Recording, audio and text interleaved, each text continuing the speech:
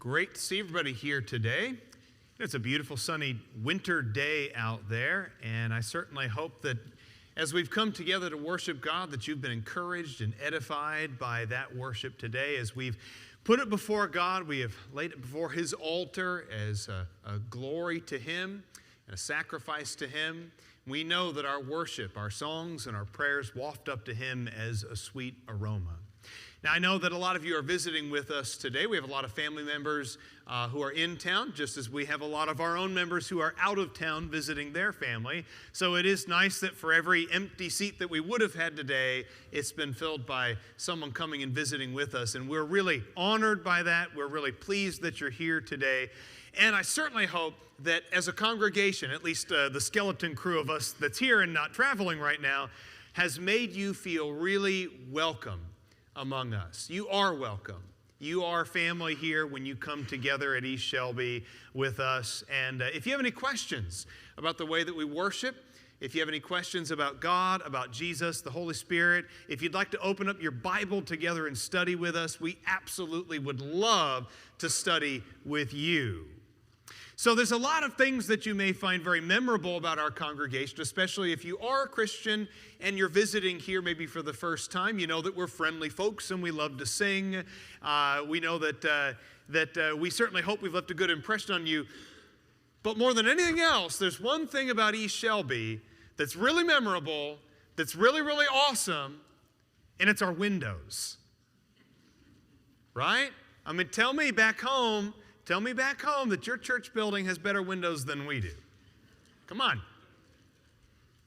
So I want you to take a minute, because we have these lovely windows, and we got to take advantage of it. I would like you to do something. Just take a moment, please. Look outside. Everybody look outside. Please, look outside. What do you observe about the trees on this fine winter's day? And it is winter, by the way. Yesterday was the first day of winter, so we're officially in it now. What do you observe about the trees outside? No leaves. Now, that's always been weird for me because I grew up in Portland, Oregon, where we have those things called evergreen trees. And like the name implies, the trees don't look like this in the winter. Our grass also doesn't go dormant up in Oregon the way that it does here. And I remember the first time that I lived somewhere that was not Oregon, I was in West Texas, and we had beautiful green Bermuda grass in the summertime, and then it got to be like November, and all my Bermuda grass turned brown, and I was not expecting that. I had no idea what was going on, and I actually looked online and asked people at church, said, "What did I do to my grass? I think I killed my grass." And everybody said, no, that's completely normal. The grass is not dead, it's just dormant. Happens every year. It's perfectly normal. And so for someone who grew up with green grass all year and evergreen trees and to move to a place where the trees look like that and the grass looks like that, I'll just be honest with you. I've always found it beautiful here, and I do love living in the Mid-South. But winter's not my favorite time of year. It gets kind of ugly in winter here, doesn't it?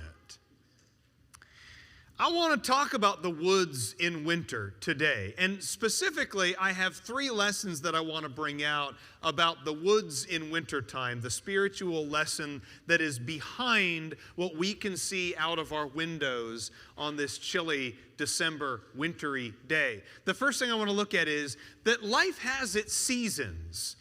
And though not every season is pleasant, winter might not be your favorite time of the year, but every season has value as well. A second point that we'll look at is that the nice thing about the trees having no leaves is that they do provide an uncluttered view on life.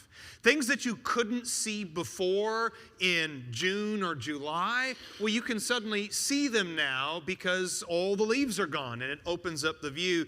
And similarly, an uncluttered view of our life offers a new perspective on things. And a third lesson that we'll take a look at is that you can't fight winter. You can't. You can complain about it, and you can put an extra blanket on your bed at night, but the fact is, you can't fight it. You can adapt to it, though, and prepare yourself for the inevitable spring that always comes eventually. So let's jump right into it. Look at this first point, that life has its seasons. And the Bible also shows that there are some great men and women of old, people who had faith, who also had to go through their wintry seasons, so to speak. Think about Adam and Eve, for example. You know, Adam and Eve had this idyllic existence in the Garden of Eden. Now, I'm not saying that they were sitting around eating grapes all day and doing nothing. No, there was work to be done in the Garden of Eden, and that work gave them purpose, and it gave them a point to their life. And so they had a busy, work-filled existence that was full of blessings, and then they sinned. And everything got corrupted.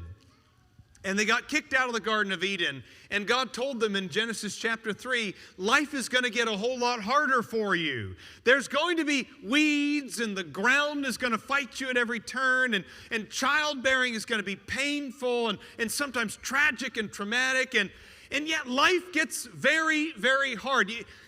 You think we find it dramatic to go from like how beautiful fall is here? Your grass is still green and all those leaves turn yellow and orange and red. And like, to me, October is best time of the year. I love October. But to go from October to you think that's dramatic? Try going from the Garden of Eden to not the Garden of Eden. That was their wintry season. And it was a long wintry season. Think about Abraham, right? Abraham had a life, okay? You know, before we met Abraham in the book of Genesis, like, this guy's got a life. He's got stuff. He's got friends. He's got people. He's got businesses. He's a wealthy man, and God comes to him and says, here's what I'm going to want you to do. Leave it all behind. Take up your family. Take up your servants, take up the people associated with you, and you're going to truck it across the desert to a land that is not your land, to a people who are not your people, and you're going to live in tents for the rest of your life.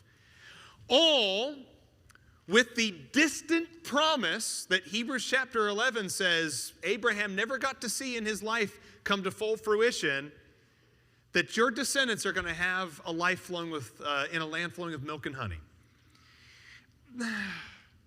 Oh, that's a pretty dramatic downturn as far as earthly conditions go, isn't it? How about Jacob sleeping on a rock for a pillow? You know, Jacob went out, deceptive brother that he was, took his brother's birthright, took his brother's blessing. He tricked old Esau into giving up pretty much everything of value to him, and Esau was breathing threats against him like he wanted to kill his own twin brother. So Jacob's mother said, you got to get out of here. So he gets out of there, and he's running for his life.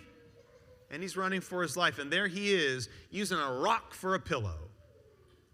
And what an interesting life he led, isn't it? That bookends, of course, on the other end of it there when he's going back home to face his brother for the first time in years. And in all that deep anxiety, he's got to face his brother, and God meets him there in that fateful night. That was a winter for him as well. Joseph being betrayed by his brothers, Joseph of the amazing Technicolor Dreamcoat Joseph.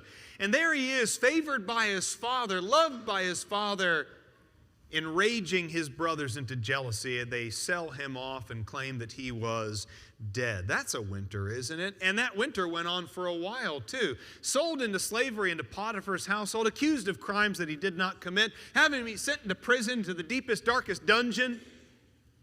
That was a winter, wasn't it? The Israelites in Egyptian slavery for generation after generation, making mud bricks under the hot sun, always under threat that their own little children, their baby boys, were going to be killed at any moment by a threat-breathing Pharaoh. David, living as a fugitive in the time that he lived among the Philistines. Saul wanted to kill him, and yet he has to go live amongst his mortal enemies because his own King Saul wants to kill him. And then, of course, there's Jesus. Jesus fasting in the wilderness for 40 days and 40 nights in Matthew chapter 4. Jesus, that's not the only time, of course, that he was facing a time of winter. A bunch of Bible verses I want to take a look at that talk about the different seasons of life. Ecclesiastes chapter 3, for example, does talk about the seasons of life and how, life's got ups and life's got downs, and each season has its value. He says in verse 1, there's an appointed time for everything. There's a time for every event under heaven. There's a time to give birth and a time to die, a time to plant, a time to uproot what's planted, a time to kill and a time to heal, a time to tear down and a time to build up, a time to weep, but also a time to laugh, a time to mourn and a time to dance, a time to throw stones and a time to gather stones, a time to embrace and a time to shun embracing, a time to search and a time to give up as lost, a time to keep and a time to throw away, a time to tear apart and a time to sew together, a time to be silent and a time to speak, a time to love and a time to hate, a time for war and a time for peace. And yes, there is a time for the leaves to fall from the trees.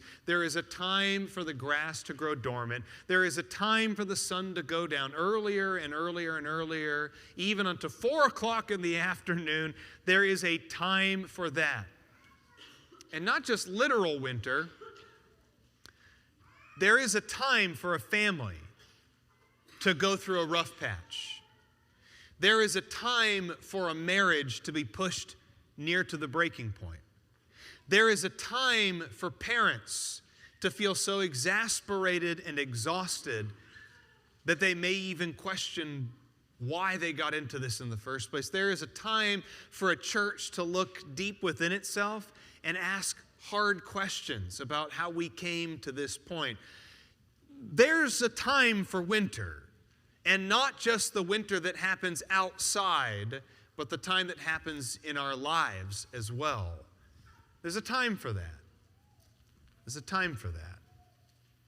And God says, in its time, everything has a purpose. And everything is, in its own sense, good and valuable. Go to Lamentations chapter 3. Because speaking of these hard times, if there was anybody in the Bible who I think understood a hard time as much as anybody else, it was Jeremiah. Jeremiah wrote a book called Lamentations, which means I'm very, very sad right now. And that's just the book.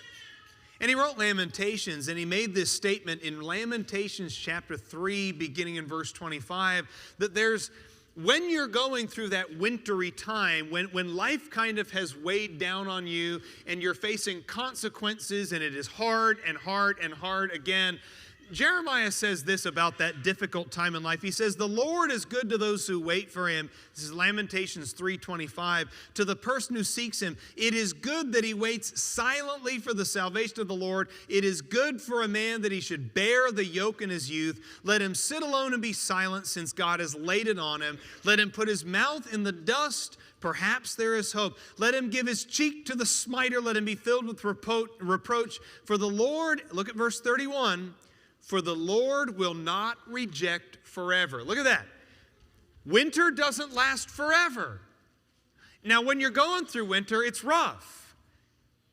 These proverbial winters that we have, we wonder if it's ever going to end, if the sun is ever going to start coming up again, if it's ever going to get warm ever again. We wonder about this lingering winter, and yet Jeremiah says, listen, God isn't angry forever. God isn't going to hold this over you forever. God will not reject forever. And so whatever you're going through, whatever punishment or consequence or life circumstance you're bearing right now, just remember that spring eventually does come. But it comes to those who wait humbly before the Lord. And I think that's the point that he's getting at here is, where the hope is found? The hope is down in, get down on the ground and put your face to the dust and pray to God. And there's hope found in that. 2 Timothy chapter 4 is our theme passage for the year, so it seems appropriate for at least one more time to bring it up, to preach the word and to be ready. What does he say in 2 Timothy 4 verse 2? To be ready in season and out of season. All right. Now, with all the leaves gone, let's get to our second point. I will say one of my favorite things about winter, there's not much, but one thing I do like about winter is with all the leaves gone and the underbrush in, kind of in sleeping, hibernating for the winter, you could definitely see a lot further than you could before, which is kind of nice. I remember moving here from Arizona. I went to West Texas, then I was in Arizona. Those are the wide open spaces, we'll just call it that. The wide open spaces where you can see things further than just the mailbox in your front yard. And so it was a little odd moving here and feeling like very hemmed in by the vegetation. And it's not just the trees, it's all the stuff that grows at the bottom of the trees as well. I mean, it's vines, and it's bushes, and it's stuff with prickers. And then in the winter, it's like you can finally see, oh, I didn't know they built a FedEx warehouse there. So that's Olive Branch for you. I heard a noise all summer long and didn't realize it was a gigantic warehouse they were putting in. Now, winter, dreary as it might be, does provide a clear vision, though, and it provides clear vision of proper priorities. Gone is the frivolity of spring and summer or the sentimentality of fall. Instead, winter brings harsh truths that need to be confronted during stark times. And listen, we can appreciate winter for that. Now, I know that our lives are not quite as wrapped up in the harvest and the changes that come along with that, right? You and I don't personally and immediately depend on the harvest the way that they would have years and years and years ago, or just even a few generations ago. And yet, I think there is something to be said about during the winter, it is harder. It's colder. It's drier. You do have to be more aware of frozen pipes. You have to be more aware of pet safety. You have to be aware of the way that plants can easily be killed if you get a cold snap. Right? There is like something very stark about winter that you have to be cautious about. And winter, I think, heightens those senses. And there are good things that come from having heightened senses and an uncluttered view. Think about what Jesus said in Luke chapter 23. In Luke chapter 23, go there, and I'm going to read this whole passage here. I know I've got a little bit of the quote up there, but I want to read it in its entirety. In Luke chapter 23, beginning in verse 28, Jesus turned to them and said, "Daughters of Jerusalem, stop weeping for me, but weep for yourselves and for your children. For behold, the days are coming when they will say, 'Blessed are the barren, and the wombs that never bore, and the breasts that never nurse.' Then they will begin to say to the mountains, 'Fall on us,' and to the hills, 'Cover us.' For if they do these things in the green tree, what will happen in the dry?" I think it's a really interesting statement, isn't it? Like, when times are good, if you're a horrible person when life is full of blessings, Jesus is saying, like, what are you going to be like when life doesn't have those same blessings? And I think in a way, winter sort of reveals who we are. You can get away with things in the summertime. You can get away with things in the fall. You can get away with things when the pantry is full of food. You can get away with things when flowers are blooming in the yard. There's a lot of things. There's a lot of problems in your life that you can cover up with a thin veneer of happiness and sunshine in the summertime. But when all that stuff dies off and all that stuff goes dormant and there aren't flowers and sunshine anymore, I think like the real you finally gets revealed. When you don't have a lot of money in the bank, you find out what your real priorities are. When you don't have good health, you find out what your priorities are. When you don't have a bunch of wealth, when you don't have youth any longer, when you don't have abundance, you find out very quickly who you really are on the inside. When summer and spring and fall and all the holidays and the frivolity are left behind you. I mean, if they do these things when the tree is green, well, let's find out what people do when the tree is dry.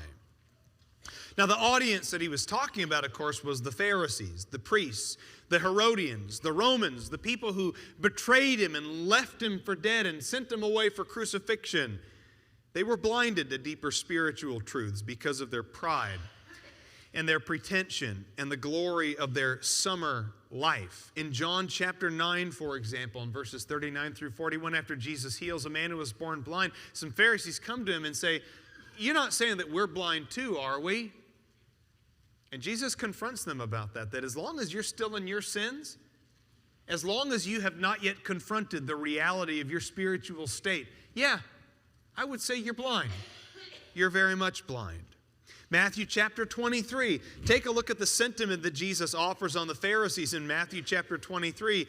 In what is an incredible and very, very pointed chapter on these people, he says in verse 5, "They do all their deeds to be noticed by men, for they broaden their phylacteries and lengthen the tassels of their garments. They love the place of honor at banquets, the chief seats in the synagogues. They like respectful greetings in the marketplaces and being called by men, Rabbi." That's what they love. They love the abundance of all of it.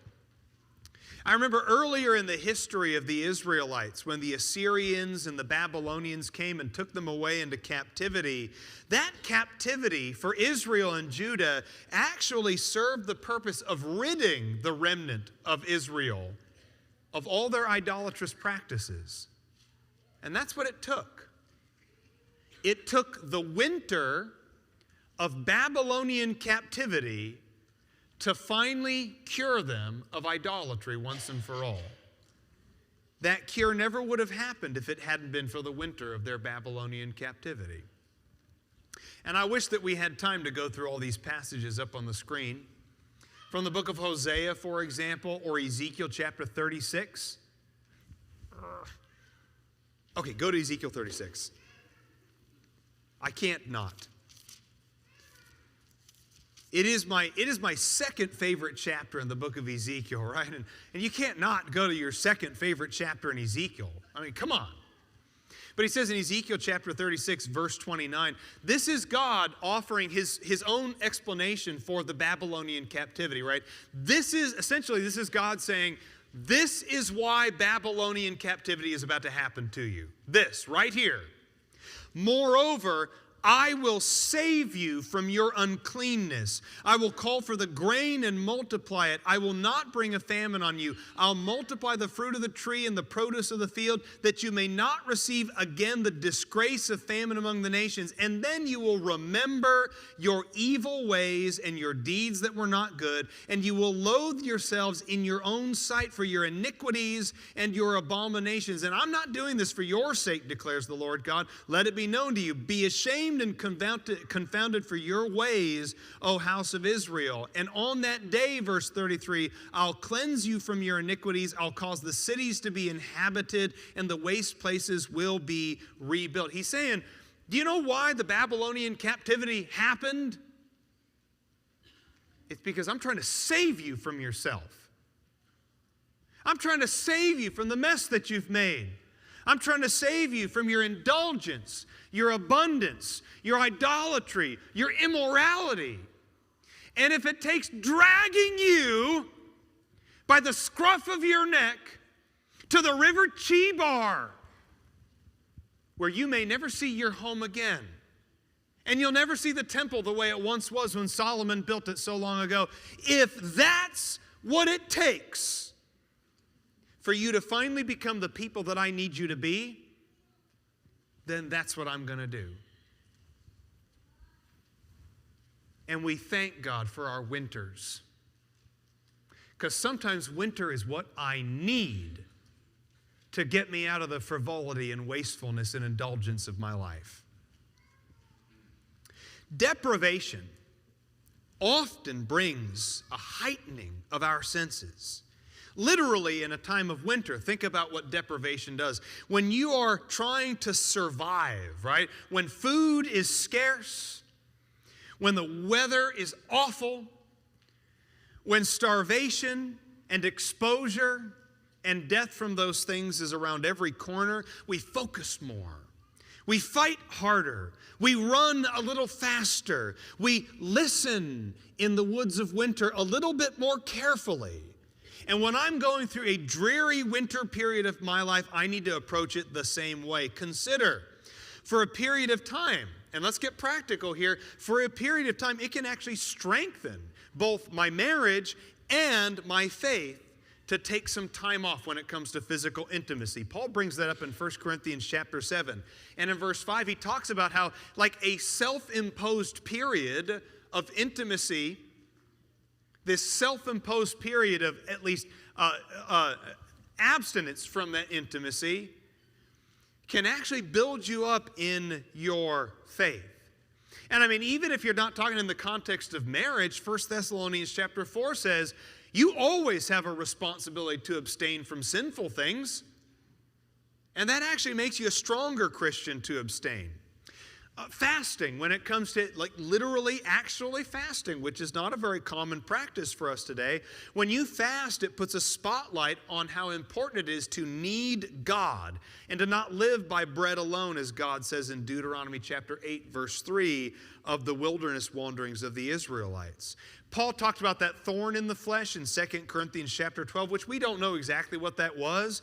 But he does say that thorn in the flesh was given to me so that I might not exalt myself. And when I asked for that thorn in the flesh to be removed, God said, nope, I'm not removing it. My power is perfected in weakness, so we're just going to go ahead and leave that thorn in the flesh. And whatever it was, whatever that thorn in the flesh was, Paul needed it. He needed it to learn something about himself and reliance on God. Even societal breakdown. We lament and American culture swirling the toilet bowl of history right now. Well, maybe as a culture begins to break down, or at least to break down on the periphery, as ours seems to be, doesn't that just give you an opportunity to shine the light of Jesus that much brighter by comparison? Because after all, in the winter, when the sun goes down at 4 o'clock in the afternoon, it just means that the bright light on your front porch shines that much brighter to those passing by. And the last point that I'll make, what we learn from the woods in winter, you can't fight it. It's going to happen. You can get out there with super glue and you can reattach every single one of those leaves to the tree that's in your front yard. It seems like a lesson in futility if there ever was one, though. You can't fight it, but you can adapt to the winter. For however long the winter is going to be, you can adapt to that. You know, a period of challenges in your life isn't going to go away just because you whine about it or smile in the face of it. It is there. It's going to happen, and winter is a case of it is what it is. It is what it is. So we need to be careful not to lament the loss of more prosperous times. There's a great passage in the book of Ecclesiastes that I've always admired this in Ecclesiastes chapter 7. Essentially, he says, whatever happened to the good old days? But he says in Ecclesiastes chapter 7, and in verse 10, do not say, why is it that the former days were better than these? For it is not from wisdom that you ask about this. I love that. Oh, the good old days. Remember back in the good old days. Solomon says that's not actually a very wise thing to say. Oh, the good old, what were my good old days? That's different than what your good old days were. And listen, maybe my good old days were awful for you. You ever think about that? Culturally speaking, the good old days. Well, maybe the good old days for one group of people was like the really, really not good old days for another group of people suffering at that same time period. Maybe I really liked the 90s. Hey, listen, the 90s were great for me. That was just that was back in the 90s, when you're a teenager back in the 90s, the world was your oyster. You went to the mall with a $20 bill and you were like the king of the mall. It was you could get a handful of CDs and a Sbarro pizza slice. Right? Man, that Sbarro pizza slice hit the spot, didn't it? But it's not from wisdom that you say, whatever happened to the good old days? Because listen, the days that you're going through right now, this is what you need to be going through. God doesn't need you 20 years ago.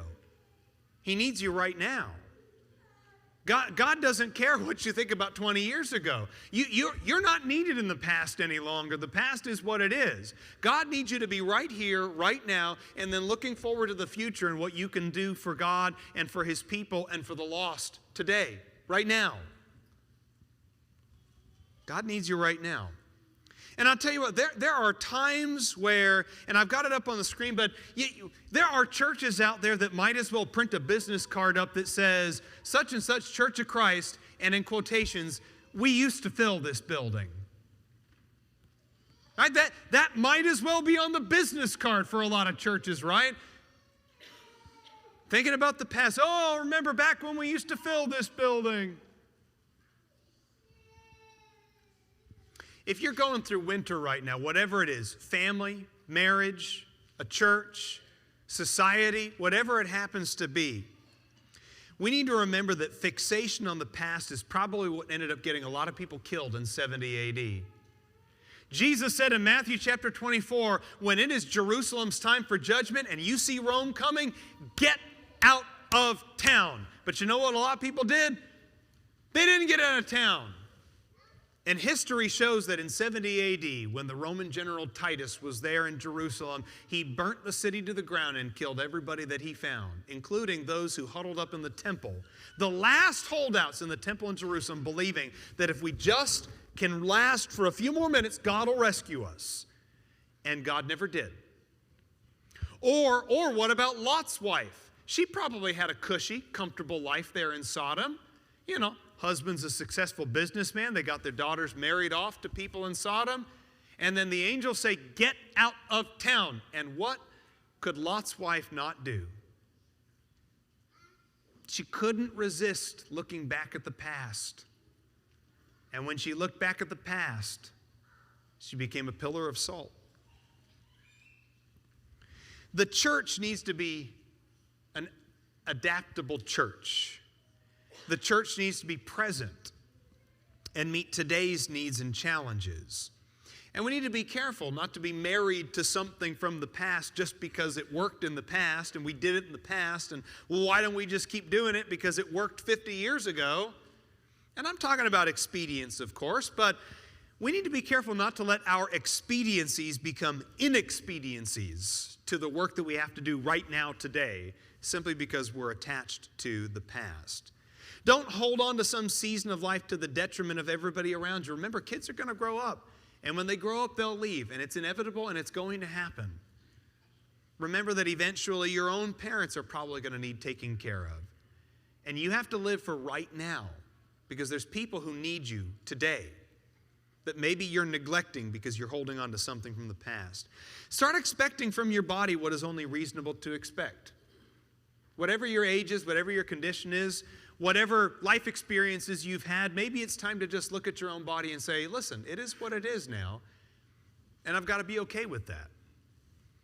Shuffle unchangeable things to the bottom of the deck and move on. If you look at something in your life and you say, I can't do a single thing about that, well then like a deck of cards, just take it and put it at the back. Because you can't play that hand. And if you can't play that hand, don't sit there going, oh man, if I only had this thing, if I only had these cards, if you can't play the hand, don't play the hand. And shuffle useless cards to the back of the deck. I mean, we get so fixated on, man, if I only had $10,000, think what we could do. We could take care of this thing, and we could finally do that thing, and we could maybe get the gutters done, and man, if I only felt as good as I did when I was 25, man, if we could only do this, if we could only do that. If you can't play the card, shuffle it to the back and move on. Don't sit there and dwell on unchangeable things. And you know how you do that? By getting out of your own head and learning to serve other people. That's how you do it. Because life is not all about you and the world doesn't revolve around you. And maybe you're going through a winter time, but guess what? Someone else is too. And maybe your life experiences can be helpful, or at the very least, the shared experience of grief or tragedy or loss, poverty, Maybe at the very least, the shared experiences that we're going through help to build the bonds of fellowship, friendship, and love between brothers and sisters. After all, it's not about the past. It's not about the fall that we just finished or the summer that we so enjoyed a few months ago. It's about the springtime that is inevitable. Not the literal springtime, not the 2025 springtime that's going to come. I mean that whatever winter you might be going through right now, God promises and assures that there is a spiritual springtime, that there is sunshine and an emerald rainbow that's described in Revelation chapter 4 that surrounds the throne of our Heavenly Father. That there is a time in the future that Revelation chapter 22 describes where we will be in our heavenly existence forever, and it will be so bright there that there's not even a need for the sun, because the sun, S-O-N, shines so brightly. That there's a river of life that flows through the very middle of that place. And on either side of the river of life, there are trees that grow. And those trees never go dormant. Those trees never lose their leaves. Those trees never stop bearing fruit for all eternity. The tree of life that was there in the Garden of Eden with God and Adam and Eve is there available to us. That is the happiest of all times. And that's a whole lot better than Christmas or Thanksgiving or 4th of July or summer vacation or fall break. It's better even than Disney. The greatest thing that we have to look forward to waits for us on the other side of this life and the inevitable death that we're going to experience. Are you living for that life? Now, Jesus put it best in Mark 16, verse 16. He was very simple about it. He who believes and is baptized shall be saved, but he who does not believe shall be condemned. And all those glorious things, all the sunshine of an eternal spring, are not available to those who have in the hardness of their hearts rejected the simple and pure gospel message. So if you have any spiritual need at all today that we can help you with, please let that need be known by coming forward as we stand and sing.